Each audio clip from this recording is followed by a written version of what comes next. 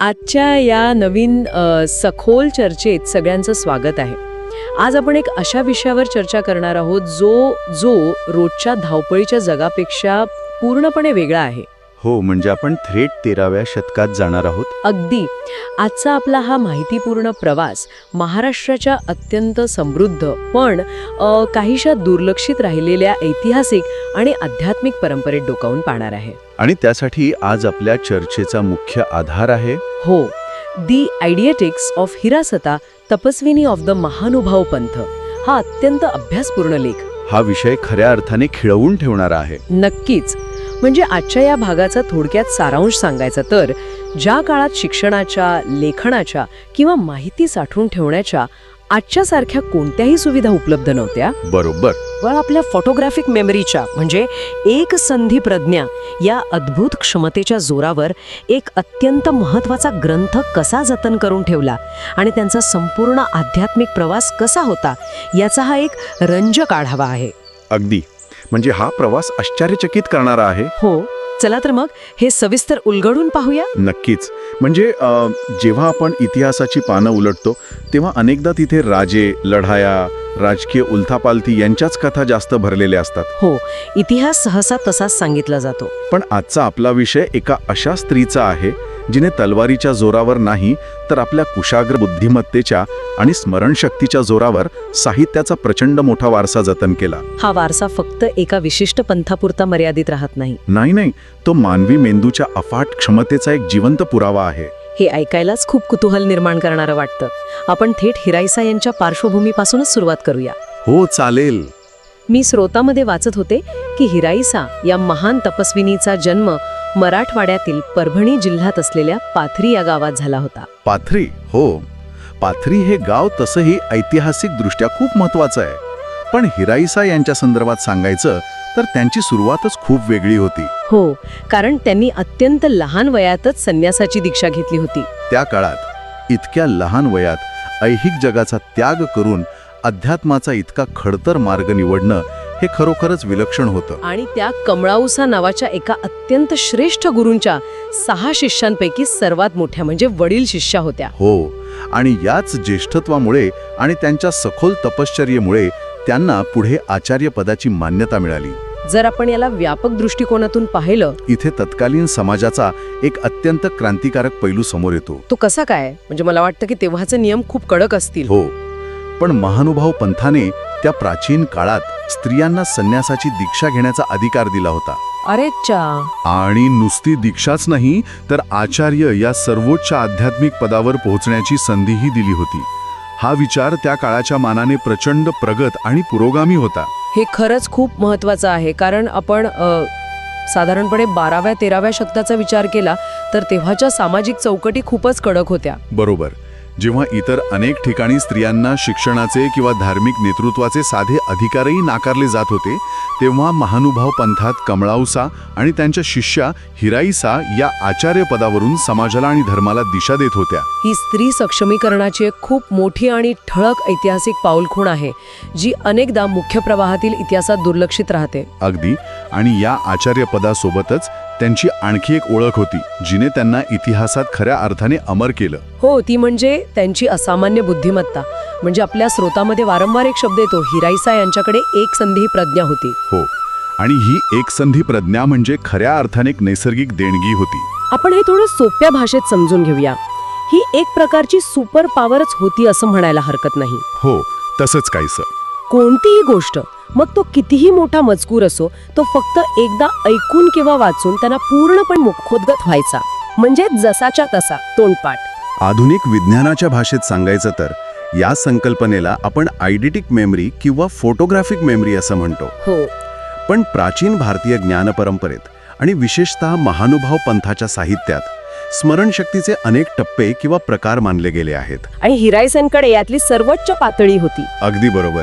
आणि ही क्षमता त्या काळात किती महत्वाची होती हे वेगळं सांगायला नको? नक्कीच. जेव्हा तुमच्याकडे लिहिण्यासाठी मुबलक कागद नाही, पेन नाही किंवा आजच्यासारखं कोणतंही रेकॉर्डिंग डिव्हाइस नाही, तेव्हा ही स्मरणशक्तीच खऱ्या अर्थानं ज्ञानाचं जतन करण्याचं एकमेव सुरक्षित माध्यम असतं. हिराईसा यांनी याच प्रज्ञेचा उपयोग करून जे काही ऐकलं ते सर्व आपल्या स्मृतीत कायमचं कोरून ठेवलं. हो, इथंच खरी रंजक गोष्ट समोर येते आणि ही गोष्ट महानुभाव पंथाच्या साहित्यातील एका अत्यंत सुंदर आणि गमतीदार प्रसंगाशी जोडलेली आहे. हा प्रसंग म्हणजे त्यांच्या एकसंधी प्रज्ञेचं थेट प्रात्यक्षिकच होतं. नक्कीच.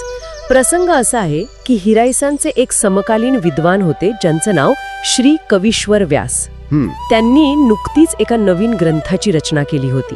आता कोणताही नवीन ग्रंथ लिहून पूर्ण झाला की तो जाणकारांना वाचून दाखवण्याची त्या काळात एक प्रथा होती. हो, मान्यतेसाठी. त्यानुसार श्री कवीश्वर व्यासांनी आपला तो नवीन ग्रंथ कमळावसा यांच्याकडे आणला. कारण कमळावसा या स्वतः अत्यंत ज्ञानी आणि श्रेष्ठ गुरु होत्या. त्यामुळे त्यांच्याकडून दाद मिळवणं हे कोणत्याही लेखकासाठी खूप मोठं अचीवमेंट होतं. बरोबर. आणि मग व्यासांनी त्यांना त्या ग्रंथातील साधारणपणे 100 ओव्या वाचून दाखवल्या. आता 100 ओव्या सलग ऐकणं म्हणजे बराच मोठा मजकूर झाला. नक्कीच. हे सगळं ऐकल्यानंतर कमळावसा अत्यंत मिश्किलपणे कवीश्वर व्यासांना म्हणाल्या, तुम्ही हे एवढे कष्ट व्यर्थ घेतले. तुम्ही जो ग्रंथ रचला आहे तो तर जुनाच आहे. बापरे, विचार कला एवढ्या मेहनतीने ग्रंथ लिहावा आणि समोरून असं उत्तर यावं. हो ना. पण कमळावसा तिथेच थांबल्या नाहीत. त्या पुढे म्हणाल्या, हा ग्रंथ जुना आहे कारण माझ्या हिराईसेला हा संपूर्ण ग्रंथ आधीपासूनच तोंडपाठ आहे. क्या बात आहे. आणि असं म्हणून कमळावसांनी त्यांच्या शिष्या हिराईसा यांना तिथे बोलवलं आणि त्या ओव्या म्हणून दाखवण्याची आज्ञा केली. आणि या ठिकाणी जो खऱ्या अर्थाने चमत्कार घडला तो कुणालाही थक्क करणारा आहे. हो. जेव्हा श्री कवीश्वर व्यास कमळावसांना त्या 100 ओव्या वाचून दाखवत होते तेव्हा हिराईसा तिथेच उपस्थित होत्या आणि त्या फक्त ते ऐकत होत्या. आणि जसं आपण मगाशी पाहिलं की हिराईसा या एकपाठी होत्या, त्यांना एकदा ऐकलेलं कायमचं लक्षात राहायचं. अगदी तेच. त्यामुळे व्यास जेव्हा ओव्या वाचत होते त्याच क्षणी हिराईसांच्या अफाट स्मरणशक्तीने त्या सर्वच्या सर्व 100 ओव्या जशाच्या तशा टिपून घेतल्या होत्या. कमाल आहे. कमळावसांनी आज्ञा करताच हिराईसांनी त्या सर्व 100 ओव्या एका दमात कोणताही अडखळ न घेता श्री कवीश्वर व्यासांना म्हणून दाखवल्या. आपलाच नुकता लिहून पूर्ण झालेला नवीन ग्रंथ दुसऱ्या कोणीतरी जशाच्या तसा, तोही न वाचता तोंडी म्हणून दाखवलेला पाहून श्री कवीश्वर व्यास अक्षरशः स्तब्ध झाले असतील. हो, धक्काच बसला असेल. पण या गोष्टीत अजून एक गंमत आहे. कमळावसांच्या आश्रमात फक्त हिराईसाच बुद्धिमान नव्हत्या. बरोबर. त्यांच्या आश्रमात त्यांच्या इतर शिष्याही प्रचंड हुशार होत्या. हो. कमळावसांची दुसरी शिष्या होती पोमाईसा. या पोमाईसा द्विसंधी होत्या. म्हणजे त्यांना कोणतीही गोष्ट दोनदा ऐकली की पूर्ण पाठ व्हायची. आणि तिसरी शिष्या? आणि त्यांची तिसरी शिष्या होती धानाईसा, ज्या त्रिसंधी होत्या. म्हणजे 3दा ऐकल्यावर त्यांना सगळं मुखोद्गत व्हायचं. ही एक प्रकारची बुद्धिमत्तेची उतरंडच होती तिथे. हो. कमळावसांनी कवीश्वर व्यासांना पुन्हा चिडवत म्हटलं, माझ्या हिराईसेला तर हा ग्रंथ पाठ आहेच, परंतु माझ्या पोमाईसेला आणि धानाईसालाही तो पाठ आहे. असं म्हणून त्यांनी पोमाईसा आणि धानाईसा यांनाही तोच ग्रंथ म्हणून दाखवण्याची सूचना केली. कारण हिराईसांनी तो ग्रंथ एकदा म्हणून दाखवला होता. म्हणजे पोमाईसांसाठी ते दुसरं श्रवण होतं आणि धानाईसांसाठी तिसरं. अगदी अचूक. आणि मग प्रथम पोमाईसा यांनी आणि त्यानंतर धानाईसा यांनीही तो संपूर्ण ग्रंथ कोणताही शब्द न चुकता जसाच्या तसा म्हणून दाखवला. हे सर्व पाहून तर श्री कवीश्वर व्यासांना आणखीनच मोठा धक्का बसला असेल. हो. आपण एका अशा आश्रमात आलो आहोत जिथे सर्वच शिष्या चालते बोलते ग्रंथालय आहेत याची त्यांना प्रचिती आली असेल. यात सर्वात लक्षवेधी गोष्ट म्हणजे हा प्रसंग वरवर पाहता जरी एक विनोद किंवा गमतीचा भाग वाटत असला तरी यामागे एक अत्यंत सखोल अर्थ दडलेला आहे. म्हणजे कमळावसांना फक्त व्यासांची फिरकी घ्यायची नव्हती. अजिबात नाही. श्री कवीश्वर व्यासांनी जो ग्रंथ रचला होता तो खरोखरच अत्यंत उत्तम दर्जाचा झाला होता. अच्छा. कमळावसारख्या ज्ञानी गुरूंना त्या ग्रंथाची महती आणि योग्यता लगेच समजली होती. पण त्यांना व्यासांच्या ग्रंथाची प्रशंसा एका वेगळ्या आणि संस्मरणीय पद्धतीने करायची होती. म्हणजे त्यांनी हा प्रसंग मुद्दाम घडवून आणला. हो, मुद्दाम. जेणेकरून श्री कवीश्वर व्यासांनाही त्यांच्या साहित्याच्या दर्जाची पावती मिळावी आणि त्याचबरोबर संपूर्ण जगाला त्यांच्या शिष्यांच्या अफाट बुद्धिवैभवाची ओळख व्हावी. खरंच हा गुरूंनी आपल्या शिष्यांचा केलेला एक अत्यंत वेगळ्या धाटणीचा गौरव होता. अगदी. तर या सगळ्याचा नेमका अर्थ काय होतो? हिराईसांच्या या एकसंधी प्रज्ञेचा महानुभाव पंथाला किंवा समाजाला नेमका काय फायदा झाला? केवळ 100 ओव्या पाठ करून दाखवणे एवढंच त्यांचं कार्य नव्हतं. नक्कीच नाही. या बुद्धिमत्तेचा एक अत्यंत दूरगामी आणि ऐतिहासिक परिणाम झाला, जो मराठी साहित्याच्या आणि महानुभाव पंथाच्या इतिहासासाठी अमूल्य ठरला. तो म्हणजे लीला चरित्र जतन करण्याचं कार्य. अगदी बरोबर. हिरासांच्या या एकपाठी प्रज्ञेचा सर्वात मोठा उपयोग झाला तो महानुभाव पंथाचा आद्य आणि सर्वात पवित्र ग्रंथ लीळाचरित्र जतन करण्यात. हो, आपल्याला माहीतच आहे की लीळाचरित्र हा माहीम भट्ट यांनी लिहिलेला अत्यंत महत्वाचा ग्रंथ आहे. पण तो ग्रंथ तर आधीच लिहिला गेला होता ना, मग हिरासांची भूमिका त्यात काय होती? तिथेच तर खरा मुद्दा आहे. काळाच्या ओघात जेव्हा जुनी हस्तलिखिते नष्ट होण्याची, फाटण्याची किंवा गहाळ होण्याची भीती होती, तेव्हा हिरासांच्या स्मरणशक्तीने या ग्रंथाला जिवंत ठेवलं. हिरासांना हा संपूर्ण लीळाचरित्र ग्रंथ जसाच्या तसा अगदी शब्द मुखोद्गत होता. म्हणजे त्या अक्षरशः तो संपूर्ण ग्रंथ आपल्या मेंदूत घेऊन फिरत होत्या. होय, आणि त्यांच्या याच स्मरणशक्तीमुळे माहीम भट्टकृत लीळाचरित्र जसेच्या तसे सुरक्षित राहिले. बापरे. पुढे श्री परशुराम व्यास नावाच्या विद्वानांनी हिरासांकडून हा संपूर्ण ग्रंथ अत्यंत काळजीपूर्वक ऐकून घेतला आणि तो नव्याने लिहून काढला. विचार करण्यासारखी गोष्ट आहे.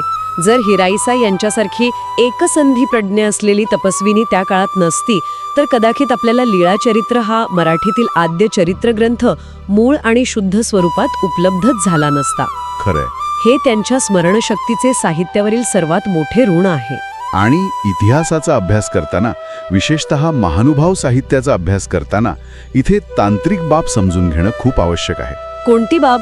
इथे काही कन्फ्युजन आहे का? हो, थोडंसं.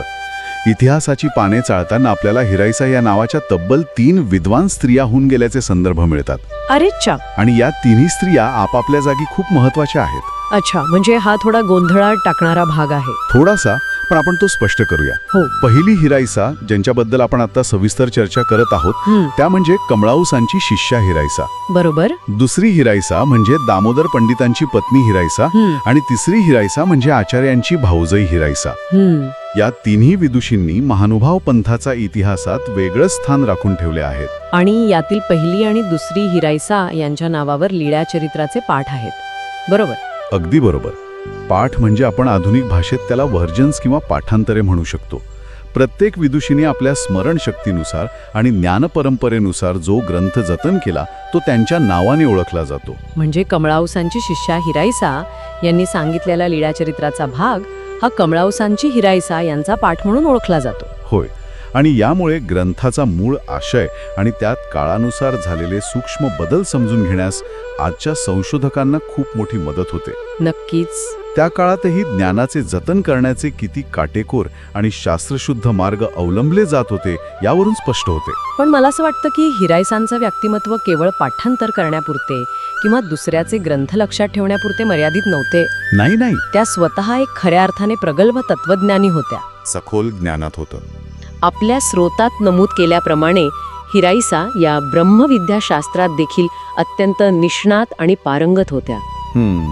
आता हे ब्रह्मविद्याशास्त्र म्हणजे सर्वोच्च आध्यात्मिक ज्ञान, विश्वाच्या आणि ईश्वराच्या अस्तित्वाचं सखोल तत्वज्ञान. बरोबर. अशा या गहन विषयात त्यांचा अधिकार होता. आणि एखाद्या व्यक्तीकडे जेव्हा इतकं सखोल ज्ञान असतं तेव्हा स्वाभाविकच लोक त्यांच्याकडे मार्गदर्शनासाठी आकर्षित होतात. हिराईसांच्या बाबतीतही तेच झालं. त्यांचे बरेच गृहस्थी शिष्य झाले. गृहस्थी शिष्य म्हणजे असे लोक जे संन्यासी नव्हते. हो. जे आपलं रोजचं सांसारिक जीवन जगत होते, पण तरीही त्यांनी हिराईसांना आपले आध्यात्मिक गुरु मानले होते. अगदी. एका स्त्री संन्यासिनीकडे अनेक गृहस्थांनी आध्यात्मिक मार्गदर्शनासाठी जाणं हे त्या काळातलं एक खूप मोठं सामाजिक चित्र आहे. आणि त्यांच्या याच गुरुत्वाची प्रचिती त्यांच्या शिष्यांच्या कार्यातून येते. हिराईसांच्या या अनेक गृहस्थी शिष्यांपैकी 4 शिष्य पुढे जाऊन खूप मोठे महात्मे झाले. अध्यात्माच्या मार्गावर महात्मा ही पदवी मिळवणे ही काही सोपी गोष्ट नाही. हे 4 महात्मे कोण होते? हे 4 महात्मे होते पाटकुले मालोबास, चाहेबाज, पात्रिकार रवळोव्यास आणि वाकाईसे. या 4ही जणांनी महानुभाव पंथाच्या वाढीसाठी आणि तत्वज्ञानाच्या प्रसारासाठी आपले आयुष्य वेचले. बरोबर. एखाद्या गुरुची खरी ओळख ही त्यांच्या शिष्यांच्या कर्तृत्वावरून ठरते असं जे म्हटलं जातं ते या 4 महात्म्यांनी खऱ्या अर्थाने सार्थ करून दाखवलं. आणि या 4 शिष्यांपैकी दोघांच्या कार्याचा विशेष उल्लेख करणं इथे गरजेचं आहे. यातील पहिले प्रसिद्ध शिष्य म्हणजे मालोबास. हो. ते परभणी जिल्ह्यातील पाटकुले या गावचे रहिवासी होते. म्हणूनच त्यांना पाटकुले मालोबास या नावाने ओळखलं जातं. या मालोबासांनी साहित्य जतनाच्या कार्यात एक खूप मोठी भूमिका बजावली. हो, कारण त्यांनी हिराईसांचा जो लीळा चरित्रपाठ होता तो अत्यंत काळजीपूर्वक लिहून काढला. म्हणजे परशुराम व्यासांसोबतच पाटकुले मालोबासांचेही हे साहित्य जतनाचे कार्य खूप मोठे आहे. आणि दुसरे अत्यंत प्रसिद्ध शिष्य म्हणजे पाथरीकर रवळो व्यास. रवळो व्यास हे नाव महानुभाव साहित्यात खूप आदराने घेतलं जातं. हे रवळो व्यास देखील परभणी जिल्ह्यातील पाथरी या गावचे होते. हे अत्यंत विद्वान होते आणि त्यांनी सह्याद्री वर्णन या प्रसिद्ध ग्रंथाची रचना केली. हो, विचार करा, गुरूंची अफाट बुद्धिमत्ता आणि शिष्यांची एवढी मोठी साहित्य निर्मिती, हा वैचारिक प्रवाह किती मजबूत असेल. पण यात एक दुर्दैवाची गोष्ट अशी आहे की रवळो व्यास इतके मोठे विद्वान असूनही त्यांचे स्वतःचे सविस्तर चरित्र आज उपलब्ध नाही. हा इतिहासाचा एक नेहमीचाच विरोधाभास म्हणावा लागेल. खरंय. ज्यांनी इतरांचा इतिहास आणि ज्ञान जतन करण्यासाठी आयुष्य वेचलं, त्यांच्या स्वतःच्या आयुष्याच्या अनेक नोंदी काळाच्या ओघात कुठेतरी हरवून गेल्या. पण तरीही त्यांच्या कार्यातून आणि त्यांच्या ग्रंथांमधनं त्यांचं कर्तृत्व आजही आपल्यासमोर उभं आहे. या संपूर्ण प्रवासाचा आणि हिराईसांच्या जीवनाचा विचार केला तर हे लक्षात येतं की त्या आयुष्यभर समाजाला ज्ञानाचा मार्ग दाखवत राहिल्या. होय, त्या केवळ एक उत्तम स्मरणशक्ती असलेल्या शिष्या नव्हत्या, तर त्या स्वतः एक थोर तत्वज्ञानी, एक उत्तम गुरु आणि आयुष्यभर समाजसेवा करणाऱ्या एक प्रगल्भ तपस्विनी होत्या. अगदी. साहित्याचं रक्षण करत आणि उत्तम शिष्यांची फळी निर्माण करत त्यांनी आपलं संपूर्ण जीवन व्यतीत केलं. आणि आपल्या स्रोतातील नोंदीनुसार सुमारे शके 1270 मध्ये या थोर तपस्विनीचं निधन झालं आणि त्या अनंतात विलीन झाल्या. शके 1270 मध्ये त्यांचा हा भौतिक प्रवास जरी संपला असला तरी त्यांच्या त्या एकसंधी प्रज्ञेमुळे आणि त्यांनी जतन केलेल्या साहित्यामुळे त्या महानुभाव पंथाच्या आणि महाराष्ट्राच्या इतिहासात कायमच्या अमर झाल्या. आजच्या या प्रवासातून आपण पाहिलं की एका स्त्रीच्या अफाट स्मरणशक्तीमुळे आणि कुशाग्र बुद्धिमत्तेमुळे महाराष्ट्राच्या आध्यात्मिक आणि साहित्यिक परंपरेचा किती मोठा ऐतिहासिक वारसा आज आपल्यापर्यंत सुरक्षितपणे पोहोचलाय. हो, कोणतीही आधुनिक साधने नसताना केवळ मानवी मेंदूने साहित्याचा एवढा मोठा खजिना कसा सांभाळला हे पाहणे आपल्या सर्वांसाठीच खरोखर आश्चर्यमण्णी करणारे आहे. हे अगदी खरं आहे. हा प्रवास केवळ इतिहासाची माहिती देत नाही, तर मानवी क्षमतेवर आणि गुरुशिष्य परंपरेवरचा आपला विश्वास अधिक दृढ करतो. बरोबर. जेव्हा ज्ञान हे केवळ पुस्तकातून नाही तर एका प्रगल्भ मनातून दुसऱ्या प्रगल्भ मनाकडे संक्रमित होतं, तेव्हा ते अधिक जिवंत आणि शाश्वत बनतं. हेच हिराईसा यांच्या जीवनातून आपल्याला शिकायला मिळतं. जाता जाता या चर्चेच्या अनुषंगाने मला एक अत्यंत महत्त्वाचा आणि वेगळा मुद्दा इथे मांडावासा वाटतो. सांगा ना. आज आपण माहिती तंत्रज्ञानाच्या, कॉम्प्युटरच्या आणि स्मार्टफोन्सच्या युगात जगत आहोत. आपण आपली सर्व माहिती, सर्व आठवणी आणि सर्व ज्ञान डिजिटल क्लाउडवर म्हणजे क्लाउड स्टोरेजवर सेव्ह करून ठेवतो. हो, सर्व काही तिथेच असतं. थोडक्यात सांगायचं तर आपण आपल्या मेंदूवरचा भार पूर्णपणे यंत्रांवर सोपवला आहे. पण जरा विचार करण्यासारखी गोष्ट आहे. जर प्राचीन काळातील एकसंधी प्रज्ञा किंवा स्मरणशक्तीच्या या अद्भुत तंत्रांचा अभ्यास आणि विकास आजच्या आधुनिक शिक्षण पद्धतीतही जाणीवपूर्वक केला गेला असता तर काय झालं असतं? जर मानवी मेंदूला गॅजेट्सवर अवलंबून न ठेवता हिराईसा यांच्यासारखं प्रशिक्षित केलं असतं तर मानवी मेंदूच्या अफाट क्षमतेचे आणखी कोणते नवे चमत्कार आज पाहायला मिळाले असते. खरंच खूप गहन विचार आहे हा. तंत्रज्ञानाच्या या अतिवापरात मानवाने आपली ही नैसर्गिक सुपर पॉवर कुठेतरी हरवून तर बसली नाही ना. हो, हा प्रश्न खरोखरच विचार करण्यासारखा आहे. आजच्या या माहितीपूर्ण विश्लेषणात आपण इथेच थांबूया. पुन्हा भेटूया अशाच एका नवीन आणि रंजक विषयासह.